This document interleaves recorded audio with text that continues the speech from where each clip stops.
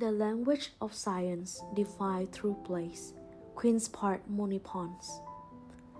Queens Park is a beautiful park designed in Edwardian style in Moonee Ponds, just about 20 minutes walking distance from my apartment. It has a diversity of exotic plants and wildlife, with a large central pond encircled with walking tracks.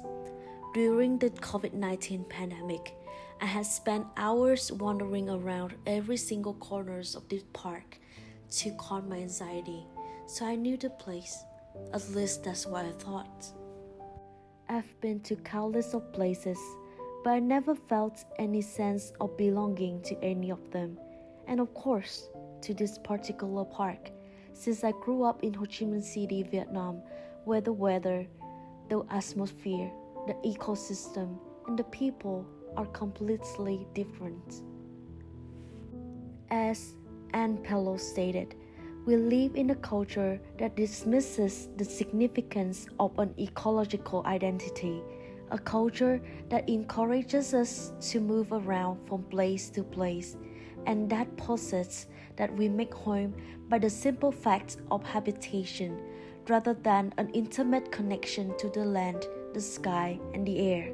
Any place can become home, we are told, which means really that no place is home. I took this as an opportunity to connect to the place.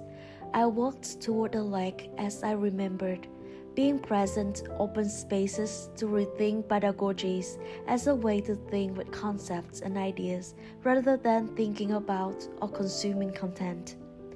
While I was just being present to the moment, I observed the duck families swarm by. I guess the little ducks were making sense of the world by learning from their parents through hands-on experience, just like all of us. As I was walking around, I noticed that the grass had multiple layers. I've never looked at them this closely before. I closed my eyes and took a deep breath as I ran my fingers through a bed of wet grass underneath my feet. I felt the softness of the ground and the chirping sounds of birds. I smelled the humidity of the air. Somehow, it smelled like the air in a rainy season back in my hometown.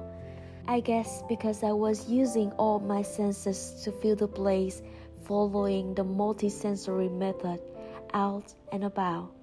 On my way home, I saw a tree that stood out among the rest. It was fascinating to look at how the edges of the leaves are turning into a reddish pink color. It was the changing of season and of time. I guess Ampolo was right. When we collapse the distance between the land and ourselves and allow ourselves to become part of a story of a place, we give ourselves over to intimacy. For a moment, I realized I have always been a part of this place. Just like this little tree belongs to the land, just like thousands of people who were here before and after me.